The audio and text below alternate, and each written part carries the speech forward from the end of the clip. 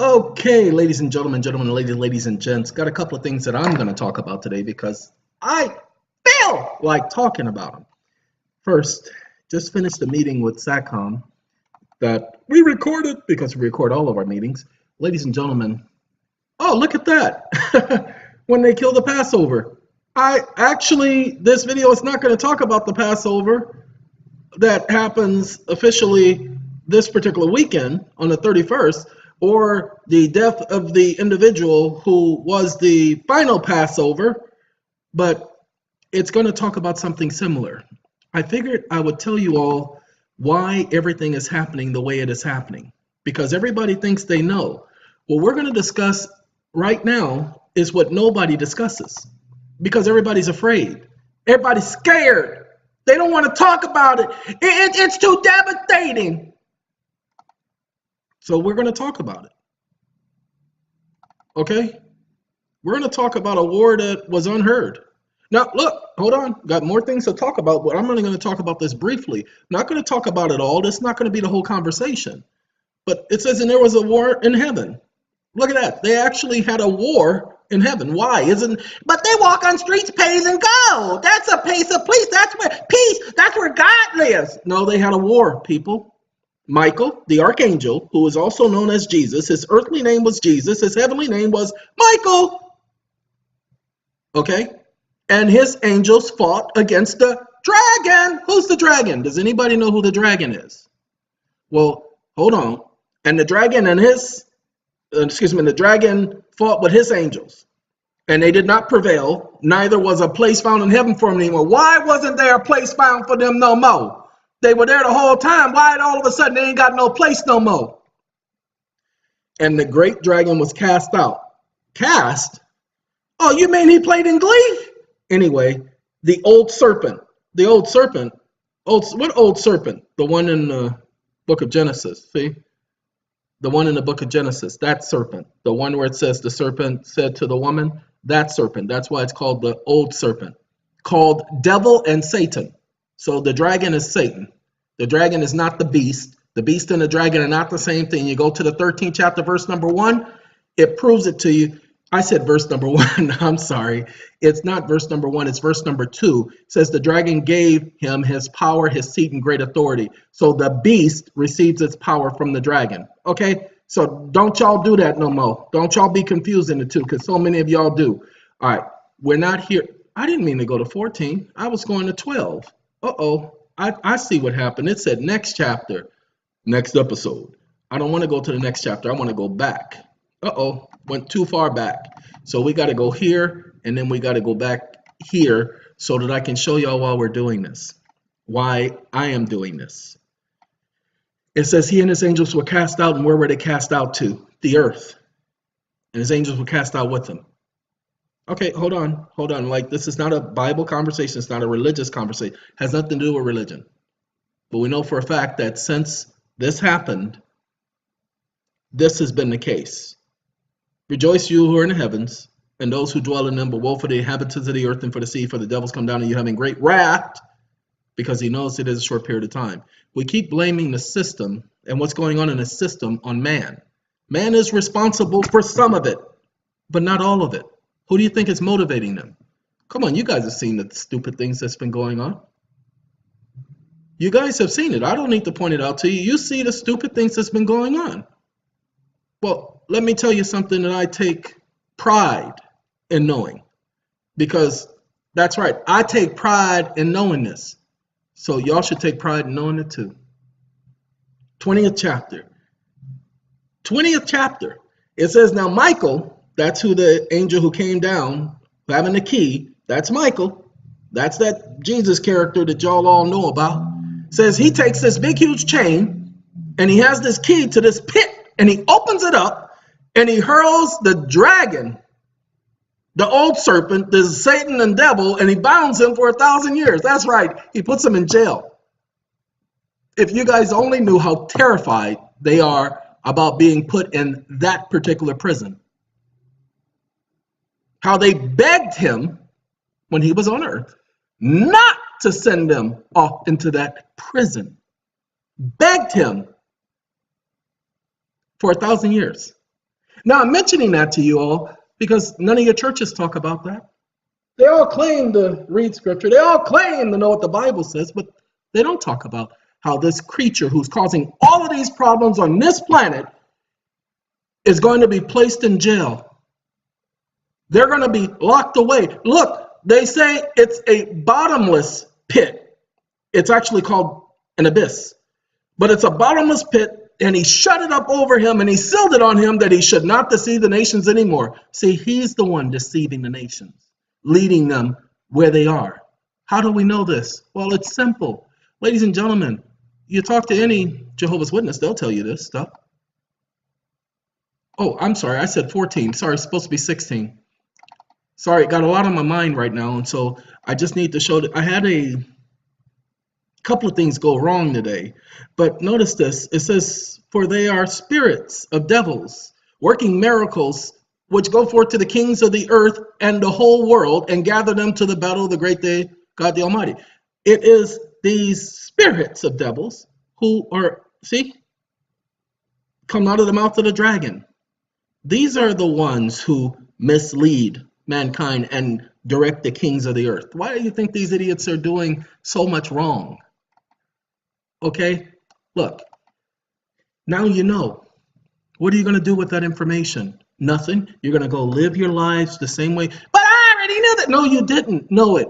Because if you knew it, you would be changing things, because you know that when he's locked up, that's after the so-called end of the so-called world. And in the Bible, when it talks about the end of the world, it's talking about wicked mankind, those who don't listen, those who do not obey. Don't have time to go. This is not that conversation. Don't have time to go into that with you all. But you are supposed to be doing something, showing that you recognize the time that you're in. But all of you guys are worried about self. All of you guys are only worried about you.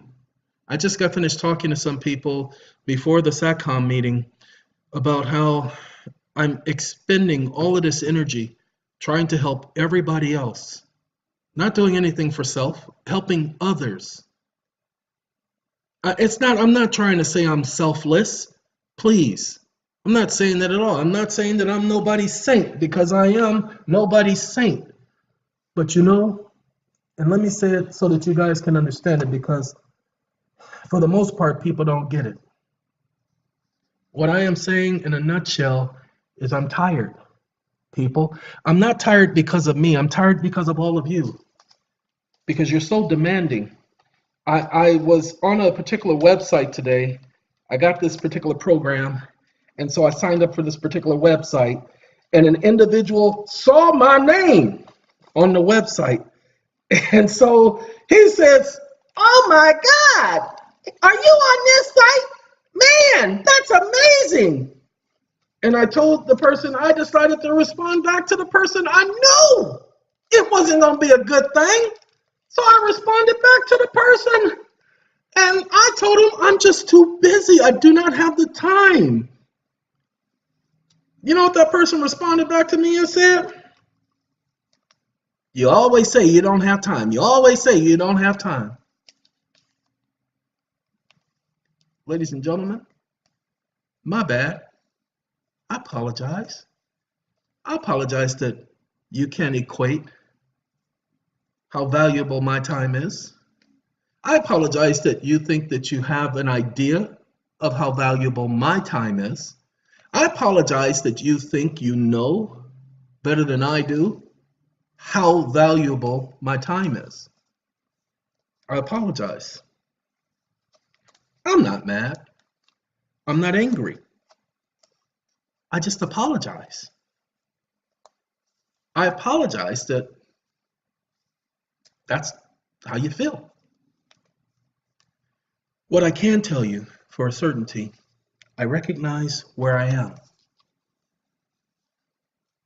And for those who have an understanding, I am making sure my receptacles have enough oil in them. I am not going to need to buy no oil from those who sell it. For those of you who understand. For those of you who don't understand, I apologize. I'm sorry. You see, we told you what they're getting ready to do. We told you that, well, before it even started, we told you that there were going to be a lot more shootings. There's been a lot more shootings. And what are they doing? They're making it seem like it's gun control that's the problem. Now, mind you, there are close to 380 million people in America. Yeah, I know, a number seems high, but it ain't that high. At least 380 million people in America. And I'm sorry that you have to understand this statistic. At that school, less than 15 people died. 380 Americans, 80 million Americans in this country, and when I say Americans, I mean everybody who's in the country is an American, whether they're undocumented or not. If you're in America, you're an American. It doesn't matter about you being born here or having some stupid paper saying that you're here. You're here. You're an American. Okay, that's my explanation to you. You don't think the United States is taking credit for all of those people? Why do you think they do the census? Okay, so needless to say, don't nobody debate with me on that. It doesn't matter if you have an opinion on that. It's okay. You can have your opinion. I'm not doing this to argue or to debate. And I'm so tired of everybody wanting to debate and argue about everything. You don't have to win every argument. Well, I'm smart too.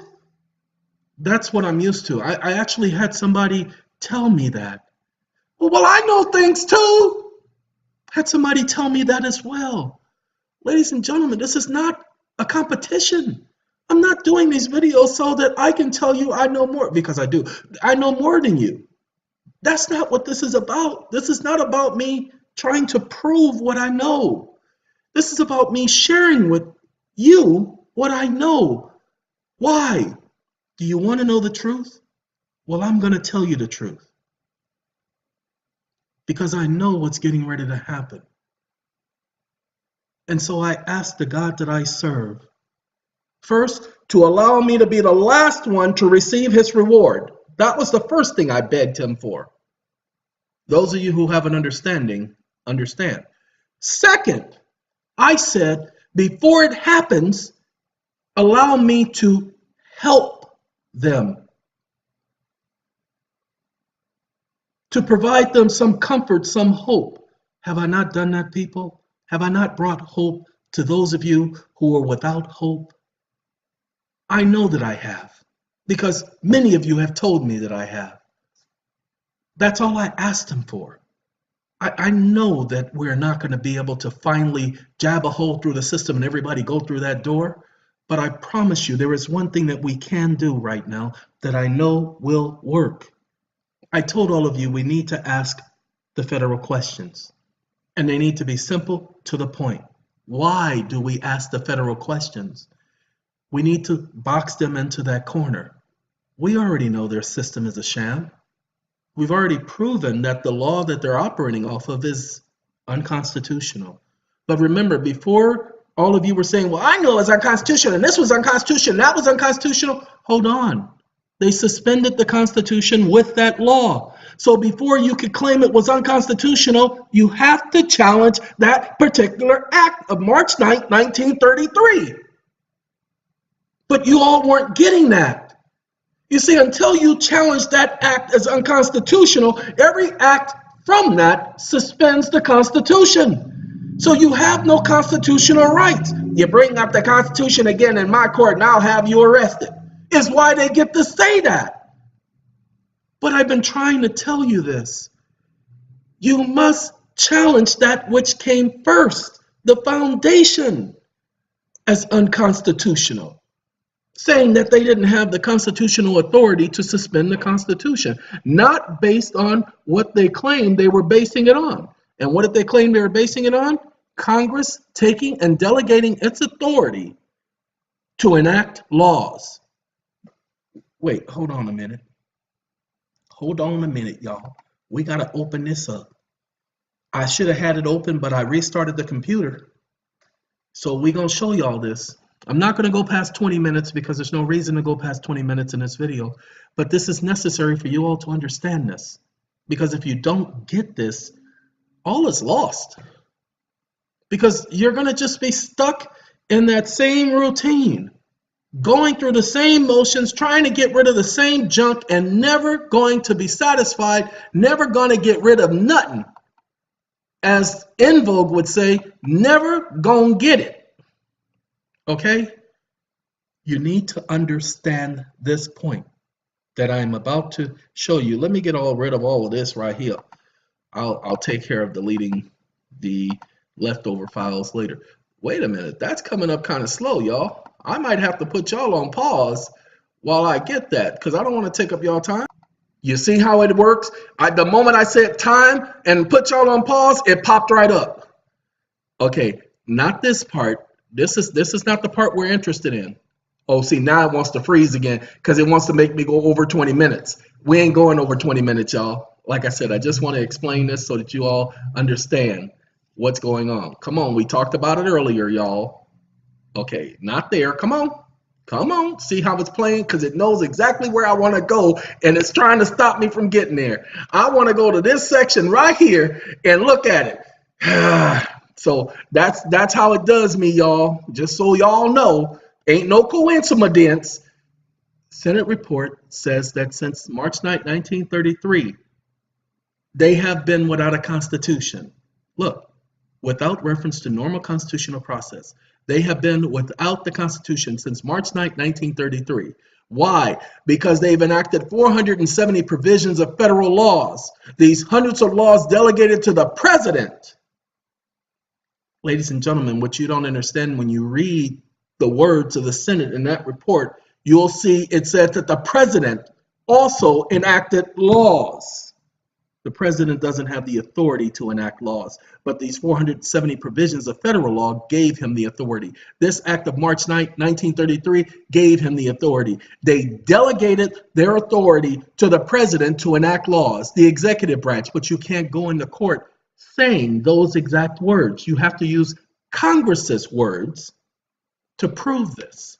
That's why we did those videos. This is how you ask your federal question. Did Congress have the authority to delegate its authority to the president? And did they have the authority to declare a national emergency that lasted more than 70 years? No, they didn't. The Constitution didn't give them that authority. That they have the authority to declare a banking holiday, suspending any and all access to lawful money.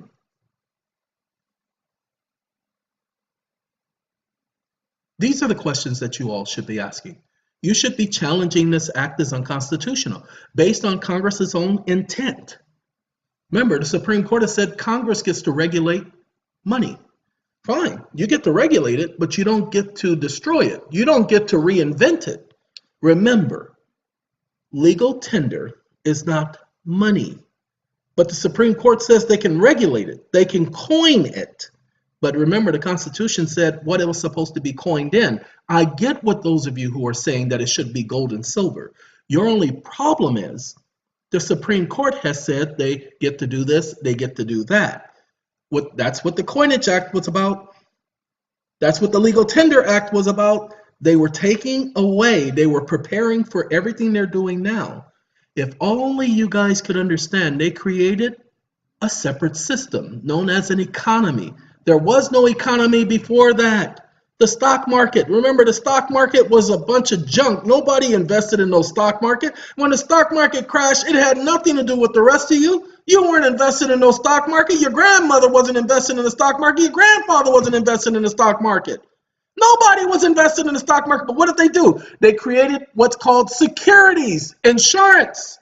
That's all securities are, is insurance. It's all insurance. The whole system is insurance, people. All you got to do is do your research and you'll find this out. When they created that market, that's when they created this new thing called the matrix or economy. It's all a farce. It's not real. It's all make-believe. And you guys, once you understand that there is no debt, you can start challenging these idiots. Ladies and gentlemen, I told you not longer than 20 minutes. So that's the end of that. Have a good day.